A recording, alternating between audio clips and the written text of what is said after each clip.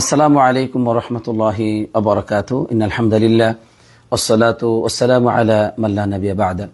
সম্মানিত দ্বীনী ভাই বোনেরা, পৃথিবীর যে যেখানে অবস্থান করছেন আপনাদেরকে স্বাগত জানাচ্ছি। আমি শেখ সাঈদ বিন আব্দুর রশিদ মদিনা মুনাওয়ারা থেকে মসজিদ নববীর খুতবার অনুবাদ শোনার জন্য। আজকের তারিখ হচ্ছে 25শে যিলকাদা 1446 হিজরি, 23শে মে 2025 ইংরেজি। আজকে মসজিদে নববীতে যিনি খুতবা প্রদান করেছেন তিনি হচ্ছেন ফজিলাতুল শেখ ডক্টর আব্দুল্লাহ বিন বুআইজান হাফিজাহুল্লাহ।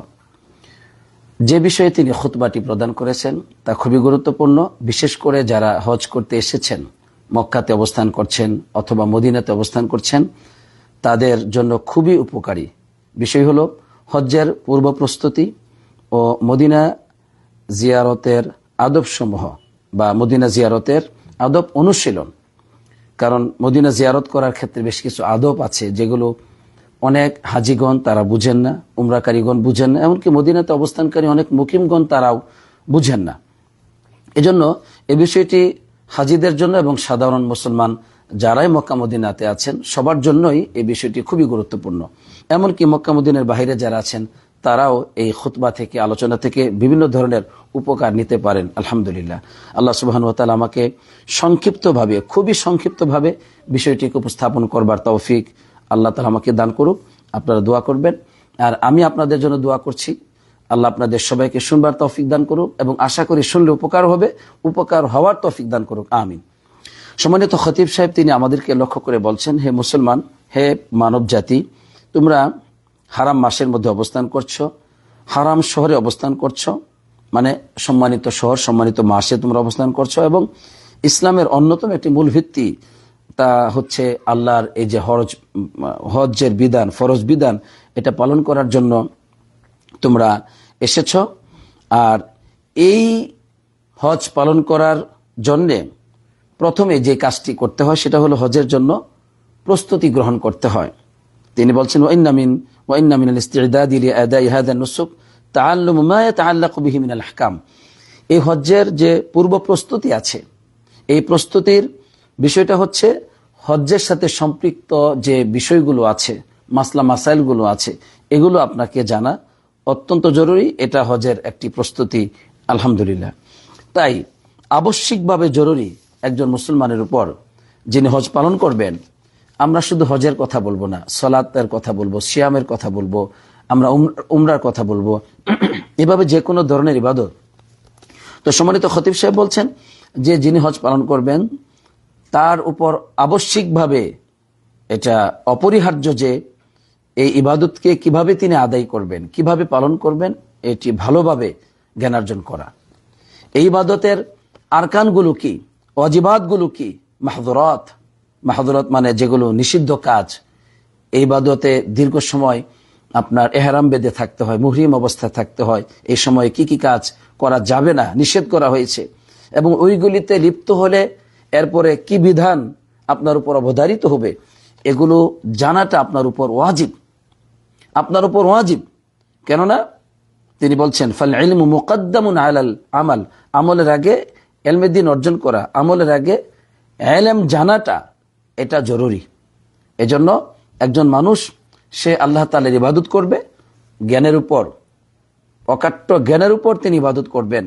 তাই আল্লাহ রাব্বুল আলামিন মুহাম্মদ সাল্লাল্লাহু আলাইহি ওয়াসাল্লামকে ইবাদতের আগে জানতে বলেছেন, যেমনটি আল্লাহ তাআলা সূরা মুহাম্মদে বলেছেন, ফাআলাম আন্নাহু লা ইলাহা ইল্লাল্লাহ, হে রাসূল আপনি জানুন, জ্ঞানার্জন করুন যে সাল্লাল্লাহু আলাইহি ওয়াসাল্লাম আল্লাহ ছাড়া আর সত্য কোনো ইলাহা নেই। ওয়াস্তাগফির লিযামবিকা, আপনি আগে জানুন, এরপরে আপনি আপনার ভুলের জন্য ক্ষমা প্রার্থনা করুন। এখানে আল্লাহ সুবহানাহু ওয়া তাআলা কথা বলার আগে, আমল করার আগে কি বললেন? জ্ঞানের কথা বললেন, যে জ্ঞানার্জন করো, আগে জানো। সুতরাং আমাকে আপনাকে জ্ঞানার্জন করতে হবে। তাই প্রতিটি হাজিকে হজের অন্যান্য বিষয়ে প্রস্তুতি তারা গ্রহণ করবেন, তার চাইতে আর অধিক গুরুত্বপূর্ণ হচ্ছে যে তারা হজ্জের বিধিবিধানগুলো জানবেন। আলহামদুলিল্লাহ, আমরা এমন অনেক ভাই বোনদেরকে পেয়েছি যারা পৃথিবীর বিভিন্ন জায়গা থেকে আমাদের সাথে যোগাযোগ করেছেন, যে হজের বিষয়ে তারা বিস্তারিত বিবরণ জানবার চেষ্টা করেছেন। অনেকেই আলহামদুলিল্লাহ, তো আবার অনেকেই উদাসীন, মদিনাতে মক্কাতে আসার পরেও হজ কিভাবে করব জানা কোনো প্রয়োজনই বোধ করে না, বরং বলে সবাই যেমন করে ওইভাবে করব। এই জন্য ভুল ভ্রান্তিতে ভর্তি তাদের জীবন, নাউজুবিল্লাহ। সম্মানিত দিনী ভাই বোনেরা, এজন্য এলমে দ্বীন অর্জন আপনাকে করতে হবে। বিশেষ করে হজ পালন করতে যারা এসেছেন তাদেরকে হজ্জের বিষয়গুলো আপনাকে জানতে হবে, কেননা এটা হচ্ছে ইবাদত, এটা হচ্ছে একটি জিহাদ, আলহামদুলিল্লাহ। অতএব এর মধ্যে বিরাট মর্যাদা আছে। কারণ সম্মানিত খতিব সাহেব বলছেন যে একজন বান্দা সে আল্লাহ রাব্বুল আলামিনের নিকটবর্তী হবে, এলমের চাইতে অধিক প্রিয় আর কিছুই নেই। কারণ যে এলেম দ্বারা ওই বান্দাটি আল্লাহ তাআলার ইবাদত করবে, আল্লাহর ইবাদত করার জন্য যে এলেমটা, এই এলেম অর্জন করার চাইতে আল্লাহ নিকটবর্তী হওয়া আল্লাহর কাছে অধিক আর কোনো বিষয় নেই। সুবহানাল্লাহ। তাই আমাদের উচিত যে আমরা জ্ঞানার্জন করেই হজ পালন করব, ইবাদত করব। আল্লাহ সেই তৌফিক দান করুক, আমিন। সম্মানিত খতিব সাহেব বললেন যে তোমাদের জন্য বর্তমান আলহামদুলিল্লাহ সকল জ্ঞানার্জনের সকল পথগুলো উন্মোচন করে দেওয়া হয়েছে। আপনার বই পুস্তকের অভাব নেই। আপনার ইন্টারনেটে আলহামদুলিল্লাহ অসংখ্য বিশুদ্ধ বইগুলো কিন্তু এখন আছে। একটু যাচাই করা উচিত, কারণ ইন্টারনেট তো মুক্ত একটি প্ল্যাটফর্ম জ্ঞানার্জনের, কিন্তু সেটা কিন্তু অনেকের জন্য ধ্বংসের কারণ হয়ে যায়। এজন্য জেনে বুঝে সেই কাজটি করা উচিত। কিন্তু তাছাড়া বিশুদ্ধ বই পুস্তকের অভাব এখন আর নেই, আলহামদুলিল্লাহ। বিভিন্ন মাধ্যম, অনলাইন প্ল্যাটফর্মগুলো আছে, এগুলো আপনি বিশুদ্ধ ওলামায়ে কেরামদের কাছ থেকে আলোচনা নিতে পারেন। অনেক সহিহ আকীদার অনেক ওলামায়ে কেরামগণ তারা কিন্তু তাদের নিজ নিজ জায়গা থেকে হজের ব্যাপারে দিক নির্দেশনা দিচ্ছেন, আলহামদুলিল্লাহ। সেগুলো আপনারা নিয়ে এলেম অর্জন করে হজ পালন করতে পারেন। আল্লাহ সেই তৌফিক দান করুক, আমিন। সম্মানিত খতিব সাহেব এরপরে বললেন যে ইন্না তাআল্লামা আহকামিল হজ্জি জুজউন মিন আদাইহি। সুবহানাল্লাহ। হজের বিধিবিধান জানাটা এটা হজ আদায়ের অন্যতম একটি অংশ। এমনকি হজ কবুল হওয়ার বা এটা হচ্ছে একটি শর্ত, হজ পরিপূর্ণ হওয়া, হজ বিশুদ্ধ হওয়ার শর্তটাই হচ্ছে হজের বিধিবিধান সম্পর্কে আপনি জ্ঞানার্জন করবেন, যাতে করে আপনি বিশুদ্ধভাবে হজ পালন করতে পারেন। এমনকি এখানে মিন উলামাইল মুতাবিরিন, গ্রহণযোগ্য উলামায়ে কেরামদের কাছ থেকে আপনার জ্ঞানটা গ্রহণ করা উচিত। এবং আল জিহাদ আল মুতামাদা, নির্ভরযোগ্য যে দিকগুলো আছে, বিভাগগুলো আছে, যে আপনাকে তারা স্বীকৃতিপ্রাপ্ত কিছু প্ল্যাটফর্ম আছে, সেগুলো থেকে আপনি হজের বিধিবিধানগুলো গ্রহণ করতে পারেন, আলহামদুলিল্লাহ। এমনকি এদেশেও আলহামদুলিল্লাহ আমাদের মক্কা এবং মদিনা এই দুই হারাম শরীফ, সেখানকার যে দায়িত্বশীলগণ আছেন এবং এই সংস্থাটি যে আছে, এরা কিন্তু ব্যাপকভাবে হাজিদের খেদমতে নিয়োজিত রয়েছে। এমনকি ওজারাতুল হজ ওয়াল উমরা, হজ এবং উমরার যে এই মিনিস্ট্রি, এটাও কিন্তু আলহামদুলিল্লাহ আপনাকে ব্যাপকভাবে সহযোগিতা করছে। বিভিন্ন রকম প্ল্যাটফর্ম তারা খুলে দিয়েছে, অনলাইনের, অফলাইনের, যেখান থেকে আপনি চাইলে আলহামদুলিল্লাহ হজ্জের বিষয়গুলো বিস্তারিতভাবে জানতে পারেন। এবং সেখানে ছবি সহ দেওয়া আছে। মক্কা এবং মদিনাতে আপনি দেখবেন বেশ কিছু যন্ত্র তারা রেখে দিয়েছে, আলহামদুলিল্লাহ। বেশ কিছু আমরা বলতে পারি মেশিন রেখে দিয়েছে, বা আপনার অনলাইন বেশ কিছু আলহামদুলিল্লাহ প্ল্যাটফর্ম রয়েছে, সেগুলোতে আপনি আপনার মোবাইলের মাধ্যমে সংগ্রহ করতে পারেন। যারা বুঝেন হজ্জের বিধিবিধানগুলো ছবি সহ বাংলা ভাষায়, বিভিন্ন ভাষায় দেওয়া আছে। তো এগুলো কিন্তু এখন আছে। অতএব এর পরেও হজ বিশুদ্ধ হবে না, জ্ঞানার্জন থেকে আপনি দূরে থাকবেন, এই সুযোগ আপনার জীবনে আর নেই। কারণ সব কিছু এখন উন্মুক্ত করে দেওয়া হয়েছে, বিশুদ্ধ বিষয়গুলো। আল্লাহ আমাদেরকে সেগুলো মেনে হজ পালন করা তৌফিক দান করুক। শুধু হজ নয়, সিয়াম পালন করা, জিকির করা, এরপরে অন্যান্য ইবাদতগুলো, সালাত আদায় করা সহ আমাদেরকে পালন করা তৌফিক দান করুক, আমিন।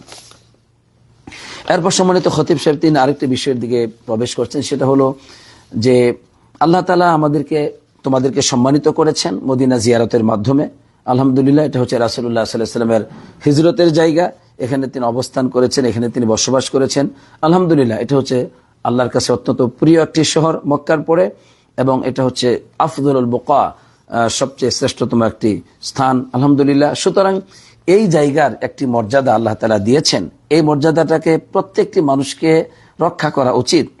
এর মধ্যে জীবনযাপনের, এর মধ্যে বসবাসের এবং চলাফেরা করার যে আদব রয়েছে, সেগুলো রক্ষা করা উচিত। কিন্তু অনেক ক্ষেত্রেই মদিনাতে যারা মুকিম আছে, প্রবাসী মুকিম বা সৌদি আরবের লোকজন হতে পারে, এমনকি যারা এখানে আসেন হজ করতে, উমরা করতে, তারাও কিন্তু এই মদিনার বা মক্কা মদিনার যে আদব, এখানে বসবাসের এই আদবটা কিন্তু রক্ষা করে না। এই পবিত্র ভূমির, এই পবিত্র শহরের যে গুরুত্ব, এর যে সম্মান রক্ষা করা উচিত, এটা অনেক মানুষই আমরা করি না। যারা এখানে বসবাস করি তারা বিশেষভাবে করি না, এমনকি হজ পালন করতে এসে অনেকে করে না। তাই সম্মানিত খতিব সাহেব স্মরণ করে দিলেন পৃথিবীর সব মানুষকে, বিশেষ করে যারা মক্কা মদিনা অবস্থান করছেন, মদিনার ব্যাপারে বিশেষ করে বলেছেন যে ও তাযাক্কারু, তোমরা স্মরণ করো যে নবী করিম সাল্লাল্লাহু আলাইহি ওয়াসাল্লাম বলেছেন আল মদিনাতু হারামুন, মদিনা একটি হারাম অঞ্চল, একটি পবিত্র এবং নিষেধাজ্ঞা অঞ্চল। অতএব ফামান আহদাথা ফিহা হাদাসান, যে ব্যক্তি এখানে কোনো হাদাস করবে, আও মুহদিসান, অথবা কোনো মুহদিস ব্যক্তিকে আশ্রয় দিবে। হাদাস মানে, এখানে হাদাস মানে হচ্ছে আল বিদআহ, দিনের মধ্যে নতুন আবিষ্কার করে বিধান রচনা করা, যেটা এক কথায় বেদাত আমরা বলি। নতুন করে আবিষ্কার করা হয়েছে দিনের মধ্যে, এমন কোন কাজ যদি কোনো ব্যক্তি এখানে করে, অথবা এমন কোন বেদাতিকে আশ্রয় দেয়, তাহলে তার উপর আল্লাহ লানত, তার উপর ফেরেশতাদের লানত এবং অন্নাসি আজমাইন, সমস্ত মানুষের লানত। এমনকি কিয়ামতের মাঠে লা ইকবালু মিনহু ইয়াউমাল কিয়ামা আদলুন ওয়ালা সরফুন, তার কোনো আদলুন এবং সরফুন কবুল করা হবে না। এখন আদলুন এবং সরফুন অর্থটা কি, আর হাদাসের অর্থটা কি, সঠিকভাবে আমরা এখন জানবো। প্রথমেই যারা হাদাস করবে মদিনাতে এবং যারা মুহদিসকে আশ্রয় দিবে, হাদাস অর্থ বেদাত একটা, আর একটা হচ্ছে জুলুম, যেটা মানে মানুষের প্রতি জুলুম করা হয়, এটাও কিন্তু এর অন্তর্ভুক্ত। নাউজুবিল্লাহ, উলামায়ে কেরামগণ বলেছেন। তো বেদাতও করা যাবে না, মানুষের প্রতি জুলুমও করা যাবে না, জালিমকে এখানে আশ্রয় দেওয়া যাবে না। এই বিষয়গুলো করলে কিন্তু আল্লাহর প্রতি মানে আপনি অবশ্যই আল্লাহ তাআলা আপনার প্রতি লানত করবেন, ফেরেশতাদের লানত, সমস্ত মানুষের প্রতি, সমস্ত মানুষের লানত, নাউজুবিল্লাহ। এরপর এটা হলো হাদাসের অর্থ, জুলুম এবং বেদাত। 2, আদলুন এবং সরফুন। আদলুন এবং সরফুন আপনার কবুল করা হবে না কিয়ামতের মাঠে। আদলুন এবং সরফুনের ব্যাখ্যা উলামায়ে কেরামগণ করেছেন যে ফরজ এবং নফল ইবাদত কবুল করা হবে না, ফরজ এবং নফল ইবাদত কবুল করা হবে না। তাহলে দেখুন, বেদাতি প্রক্রিয়ায় যদি আপনি ইবাদত করেন, তাহলে আপনার কোনো ফরজ ইবাদত, কোনো নফল ইবাদত আল্লাহ রাব্বুল আলামিন কবুল করবেন না, নাউজুবিল্লাহ। এই জন্য বেদাতি পদ্ধতিতে কোনো ইবাদত সম্পাদন করার দুঃসাহস যেন আপনার মধ্যে না হয়। আল্লাহ আমাদের সবাইকে হেফাজত করুক, আমিন। এরপরে তিনি বললেন যে আল্লাহ তাআলা তোমাদেরকে সম্মানিত করেছেন আল্লাহর ঘর, এই যে মসজিদ রাসূলুল্লাহ সাল্লাল্লাহু আলাইহি ওয়াসাল্লাম, রাসূলুল্লাহ সাল্লাল্লাহু আলাইহি ওয়াসাল্লামের যে মসজিদ অর্থাৎ মসজিদে নববী, এটাকে জিয়ারত করার একটা সম্মান আল্লাহ তোমাদেরকে দিয়েছেন। এটা তাকওয়ার উপর সুপ্রতিষ্ঠিত, পৃথিবীতে অন্যতম একটি শ্রেষ্ঠ আল্লাহর ঘর, আলহামদুলিল্লাহ। তো এখানে ইবাদত করার বিশাল নেকি রয়েছে, আলহামদুলিল্লাহ। তবে মসজিদুল হারামের চাইতে এখানে কম, মসজিদুল হারামের চাইতে এখানে কম। আর এখানে কতটুকু সওয়াব, আল্লাহ নবী সাল্লাল্লাহু আলাইহি ওয়াসাল্লাম বলছেন, যা বুখারী মুসলিমে এসেছে, সালাতুন ফি মসজিদি হাযা আফদালু মিন আলফি সালাতিন ফিমা সিওয়াহু ইল্লা আল মাসজিদুল হারাম। এই মসজিদে নববীতে সালাত আদায় করা, এর ফজিলত হচ্ছে 1000-এর চাইতে উত্তম, তবে মসজিদুল হারাম ব্যতীত 1000-এর চাইতে উত্তম এখানে সওয়াব। এখানে নফল এবং ফরজ যে কোনো আপনি সালাত আদায় করেন, সবগুলি এখানে অধিক উত্তম। আরেকটা বিষয় জানতে হবে, মদিনাতে সিয়াম পালন করার আলাদা অধিক সওয়াব কিন্তু হাদিসে বর্ণিত হয়নি, তবে এই জায়গাটি উত্তম হিসাবে এর একটা গুরুত্ব আছে, আলহামদুলিল্লাহ। এই জায়গাতে অন্য ইবাদত করার ফজিলত আলাদাভাবে বর্ণিত হয়নি, তবে এর গুরুত্ব আছে এখানে ইবাদত করার, আলহামদুলিল্লাহ। দ্বিতীয়ত, এখানে গুনাহ করলে বেশি পাপ হবে, এটাও কিন্তু মনে রাখতে হবে, কারণ এটা পবিত্র জায়গা।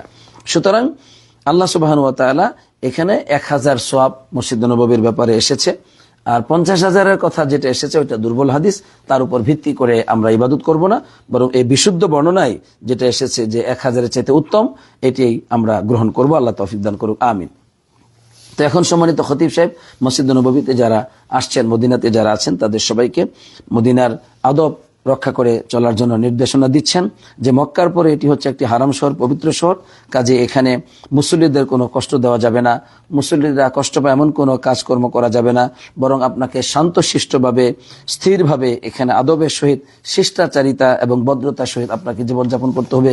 কাউকে কষ্ট দিবেন না, কারো ঘাড় টপকিয়ে, ঘাড় ডেঙ্গিয়ে আপনি যাবেন না, এগুলো কখনো করবেন না। মানুষকে ভিড়ের মধ্যে আপনি কোনোভাবে আঘাত করবেন না, কাউকে যেন অন্য কষ্ট পায়, এটা করা যাবে না। আল্লাহ আমাদেরকে হেফাজত করুক, আমিন। তিনি আরো বললেন যে এখানে নামাজের জন্য, ইবাদতের জন্য সুনির্দিষ্ট জায়গা আছে, তো সেগুলোতেই তোমরা ইবাদত করবে, এবং যে কোনো ধরনের বেদাত এবং মুখালাফাত মানে শরীয়ত বিরোধী এবং রাষ্ট্র বিরোধী এগুলো সবকিছু থেকে বিরত থাকতে হবে। কোনো ফিতনা ফাসাদ এই ধরনের কোনো কাজে ইবাদতকে নষ্ট করে ইবাদতের খুশু এগুলো বিনষ্ট হয়, এগুলো কোনো রকম এই কাজগুলি করা যাবে না, বরং এই জায়গার সম্মান আপনাকে রক্ষা করে চলতে হবে। আর আল্লাহর দিকে আপনি ফিরে যাবেন খুব দৃঢ়তার সহিত, ইমানের সহিত, খুব পূর্ণ আগ্রহ নিয়ে আল্লাহর দিকে ফিরে যাবেন। এটাই আপনার করা উচিত। আল্লাহ আমাদেরকে সবাইকে বুঝবার তৌফিক দান করুক, আমিন। এবং এখানকার কিছু যে নিয়ম নীতি আছে, নীতিমালা আছে, যে সরকারি কিছু দিক নির্দেশনা আছে, এই মসজিদ নববী মক্কা মদিনা পরিচালনার জন্য কিছু নীতিমালা আছে এবং সেখানে সহযোগী কর্মীরা আছে এবং বিভিন্ন পরিচালনার প্ল্যাটফর্মগুলো আছে। এগুলো কিন্তু এদের দিক নির্দেশনা আপনাকে মেনে চলতে হবে। এটা আপনার উপর অবধারিত। খারাপ কাজে সহযোগিতা করবেন না, কিন্তু ভালো কাজে সহযোগিতা করবেন। এই ব্যাপারে আল্লাহ তাআলা কোরআনুল কারীমে আদেশ করেছেন। এখানে প্রথম খুতবা শেষ, দ্বিতীয় খুতবায় সম্মানিত খতিব সাহেব তিনি ইবাদত কবুল হওয়ার জন্য দুটো শর্তের কথা বলছেন। যে এই যে ইবাদত, এটা কিন্তু শারীরিক কোনো ব্যায়াম নয় শুধুমাত্র, বরং এগুলো হচ্ছে আল্লাহর আনুগত্য করা, আল্লাহর হারাম থেকে বেঁচে থাকা, আল্লাহর আদেশকে মেনে চলা।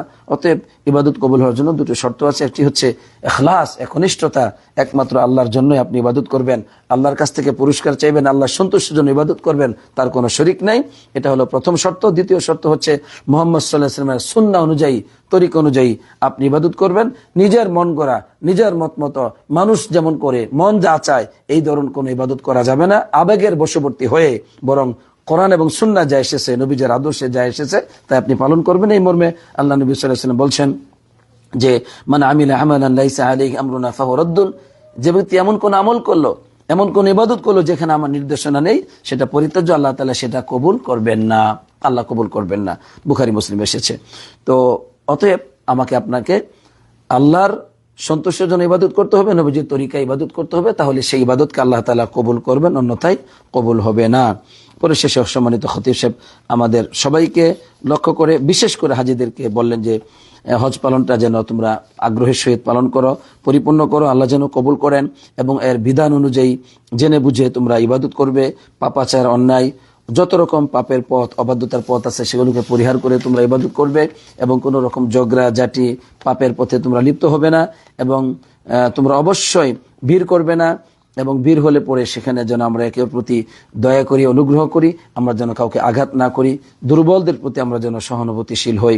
কারণ আল্লাহ নবী সাল্লাল্লাহু আলাইহি ওয়াসাল্লাম হজ্জের সময়, বিজয়ী হজ্জের সময়, প্রচন্ড ভিড়ের সময় তিনি সাহাবায়ে কেরামদেরকে বলতেন আস-সাকিনা সাকিনা, মানে স্থিরভাবে যাও, শান্ত হও, অস্থির হয় না, স্থিরভাবে, শান্তশীলভাবে, ধীরস্থিরভাবে যাও, এগুলো নবীজি বলতেন। সুতরাং আমরা সবাই এই ধীরস্থিরতা, শান্তভাবে হজ পালন করব এবং এই নীতিমালাকে আমাদের জীবনেও আমরা এটাকে পালন করার চেষ্টা করব, জীবনের সকল দিক এবং বিভাগে।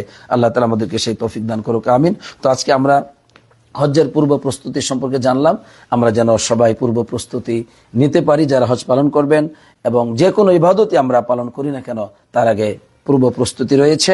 এটা আমাদের উপর অবধারিত, অকাট্য, অপরিহার্য একটি বিষয়, আমরা যেন সবাই স্মরণ করি। আর মক্কা মদিনায় যারা অবস্থান করছি, এই শহরের আদব, এই শহরের যে অধিকার, এই শহরের যে সম্মান রক্ষা করে যেন আমরা চলতে পারি। আল্লাহ আমাদেরকে সেই তৌফিক দান করুক। বিশেষ করে মক্কা মদিনায় আমরা কেউ কারো উপর জুলুম করব না এবং কোনো বেদাতি কার্যক্রম করব না। আল্লাহ আমাদেরকে সমস্ত পাপ, অনিষ্টতা, পাপাচারের পথ থেকে সবাইকে আল্লাহ আমাদেরকে হেফাজত করুক, আমিন। আসসালাতু ওয়াসসালামু আলা নবিয়িনা মুহাম্মদ ওয়া আলা আলিহি